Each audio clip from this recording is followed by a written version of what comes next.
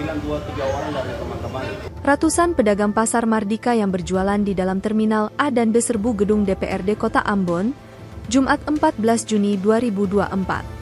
Kedatangan mereka tepat saat DPRD Kota Ambon akan menggelar rapat paripurna kedua masa persidangan 3 tahun sidang 2023-2024. Ketua DPRD Kota Ambon, Eli Toisutta saat menerima para pedagang menjelaskan, sesuai koordinasi DPRD dengan pemerintah Kota Ambon terkait surat pembongkaran yang diterima, itu baru bersifat peringatan pertama.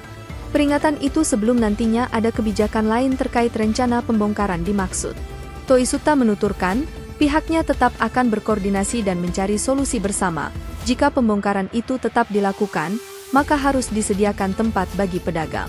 Hal serupa juga disampaikan Ketua Komisi 2 DPRD Kota Ambon, Kristianto Laturiu yang mengaku bahwa itu merupakan surat peringatan. Dia menjelaskan, pihaknya bersama Pemkot akan duduk bersama guna mencari solusi terbaik agar para pedagang tetap berjualan.